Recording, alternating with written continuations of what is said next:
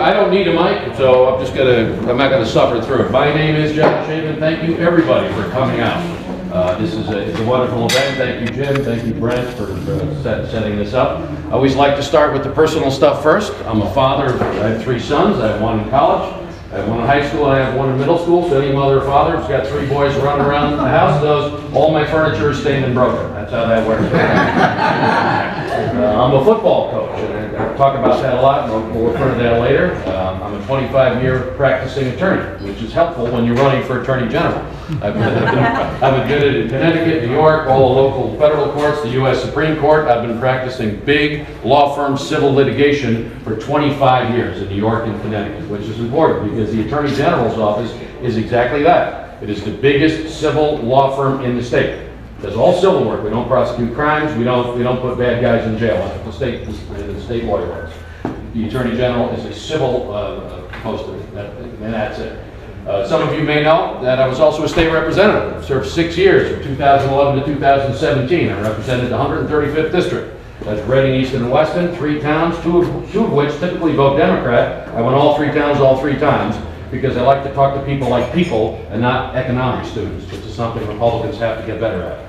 I was the head Republican on the Environment Committee for 5.5 years. I have an environmental law degree. I was on the Judiciary Committee for 6 years, and I was on the Finance, Revenue, and Bonding Committee for those 6 years, which was a lot of fun up in Hartford when your Democratic colleagues come and say, well, see, we raised $1, so we're going to spend $1.05. Like, well, we only have $1. So, you're right. So we're going to spend $1.03 and save 2 cents. But no, we didn't save 2 cents. We just spent 3 more cents than we had. And that's been going on for year after year after year. That's just the kind of thing that has to stop.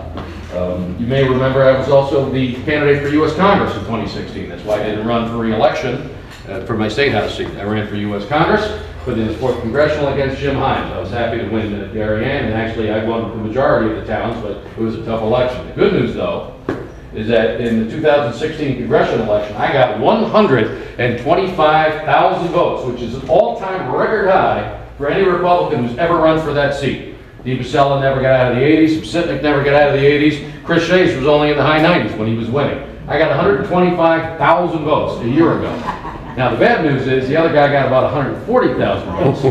So I was trying to do a little Hartford math there and see if I could figure it out. Couldn't quite make it work. So here we are a year later, and looking at the landscape, and this is obviously, we say this, so this is a Republican year. This is a Republican year. We've got open seats at the governor's seat, we've got open lieutenant governor, the treasurer's open, the attorney general's open, we've got open seats all across the constitutional offices. We're tied in the Senate, and we're pulling up the rear in the House by 7 or 8 representatives. We have an opportunity to take back all of it.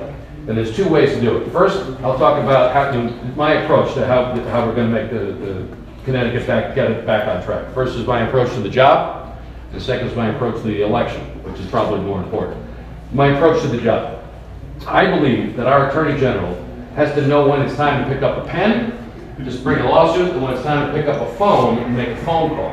For 30 years, we've had the former. They sue first, ask questions later, get in the headlines, and congratulate themselves how they're protecting the citizens of the state when they're not. They're driving businesses out left and right.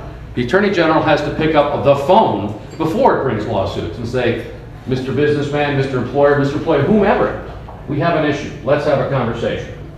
Because that's how we make this state business friendly. That's how we remove the hangover of Richard Blumenthal. Scare businesses out of don't say his name twice, he'll show up. You guys gotta be careful. Exactly. I always ask this question. In 2016-2017 fiscal year, how many lawsuits do you think the Attorney General brought in the United States, in the state of Connecticut? What do you think, Brent? How many lawsuits? 500. 21,000 lawsuits. Wow. The attorney, George is doing a better job. George Jefferson did a better job than Blumenthal. Jefferson, yeah. I know, I mean, George Jefferson, else that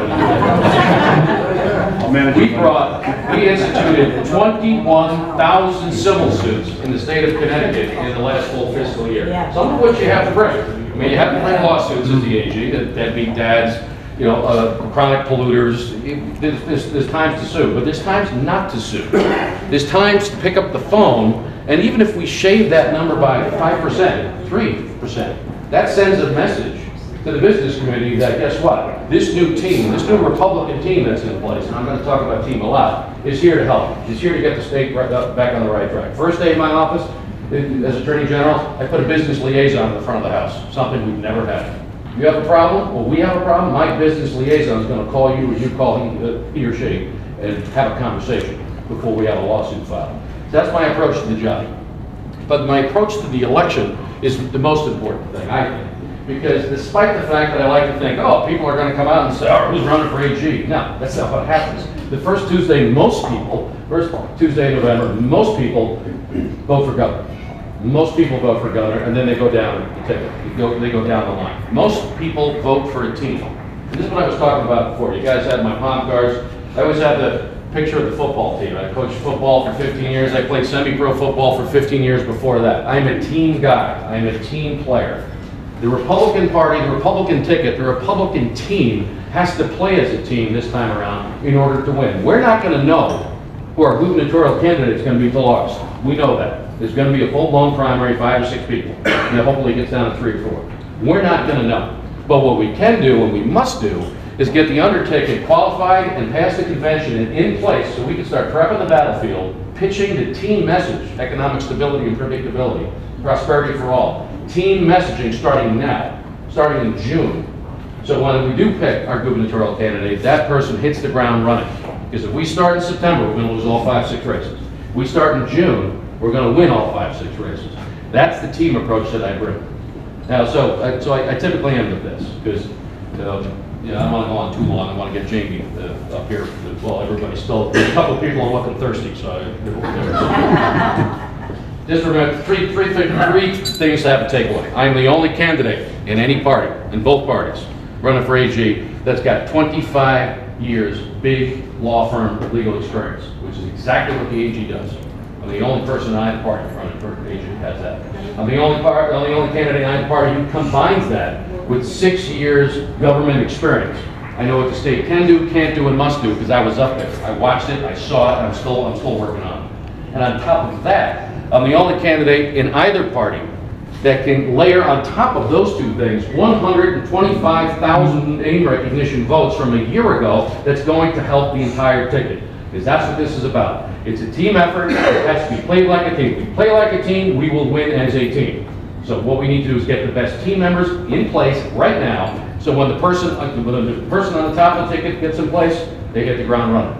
Because that's how we win this thing, as a team. So with that, thank you for coming. Thank you. If you didn't donate on the way in, you can donate on the way out. Where are you from? You're going to ask me that. I am originally from Brooklyn, New York. Yeah. What about volleyball in Rockaway? Oh yeah, we played. Yeah, we can be. This is like old school. Stick. What's that?